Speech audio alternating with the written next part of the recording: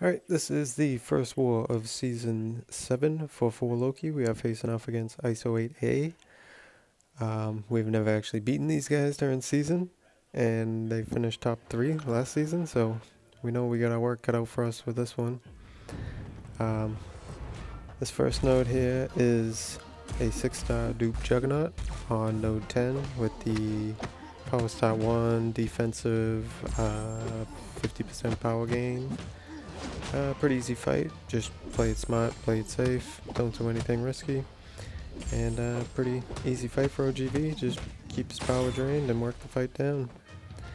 Now, I'm actually moving pretty late in the war. I'm doing my whole path in one go, and it's a pretty tight war to this point, and on this next fight, node 16, I have a rank 5 science champion.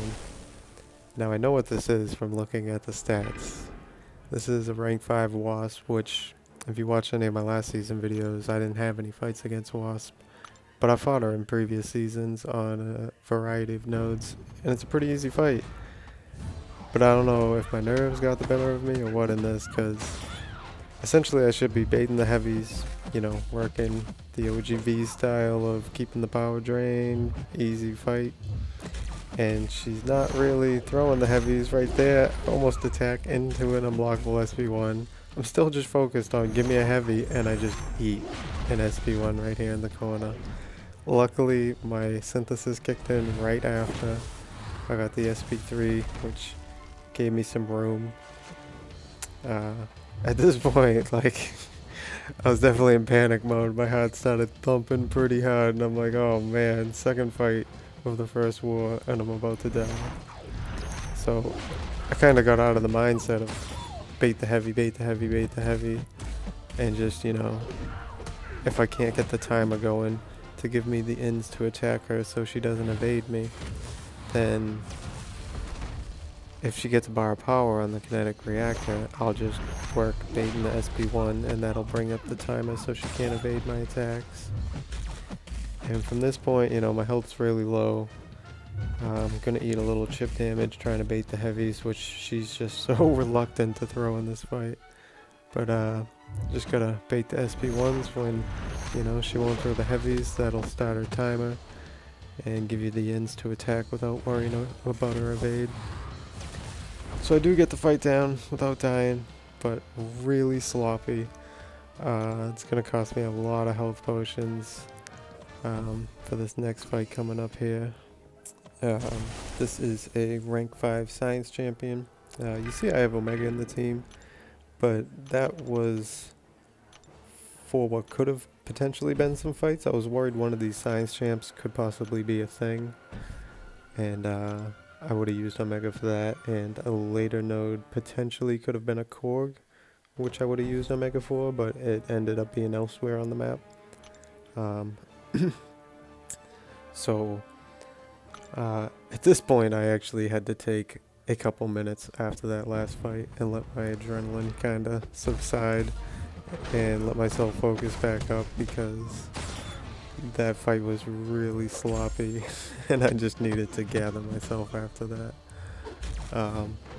But this ends up being a rank 5 void on the node 23 masochism node. You know, done this fight quite a few times with OGV now over the seasons. Pretty much gonna focus on trying to trigger the masochism, then get the hit block on them so the next masochism won't actually trigger a heal. But if you saw one of my late wars towards the end of last season, I actually was too focused on doing just that and only that in the fight, and it led to some pretty sloppy play. So I don't really have as much of a focus on it in this fight, just kind of playing it straight up, just attacking into him, keeping the power drained. You know, at times trigger the masochism and try to put the hail block on them, but it's really not my main concern. My main concern is just playing the fight to the best that I can with just attacking into him constantly keeping his power drained and getting through the fight clean. So yeah, I mean, really not that bad of a fight for OGV. You know, you take a little bit of damage from debuffs on you here and there, and whatever little chip damage from baiting the heavies when, you know, your parries trigger masochism, like so there. But in the end, really not that bad of a fight. So yep, that is the rank 5 Void on node 23 Masochism.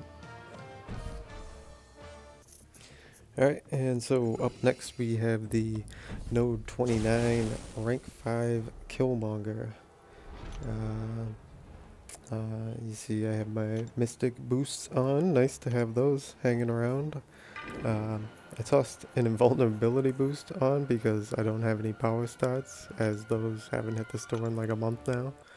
But I didn't intend to use an invulnerability, but after how terrible that wasp fight went, I just wanted every possible safety net, I guess, going into this fight that I could have. And I figured just in case I mess up, you know, it's good to have that in the back pocket.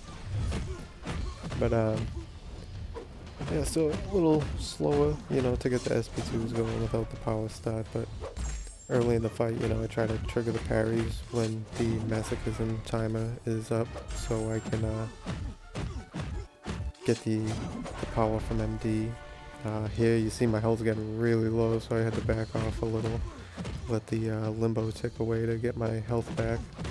I had such quick succession of SP2s that I never was getting the healing in between each of them. So just had to back off a little, let the limbo expire, get the healing. You know, now I got them backed up to the corner. Just gonna try to keep these SP2s flowing as often as I can. Hit the stand-up intercepts in the corner as often as I can. When the SP2 isn't going to be filled, back off to the little 4-hit evade light attack trick. Yeah, not a bad fight at all once you get the SP2 circulating and you get him backed up to his corner. And of course, like always when I fight this node, I have the half suicides with the max recoil, so each SP2 I throw is actually healing me after the limbo expires on the max recoil damage. So not that bad a fight, went pretty damn smooth.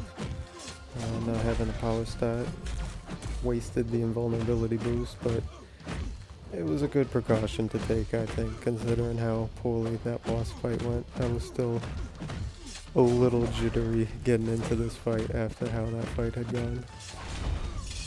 But yeah, pretty clean. Node 29 Killmonger.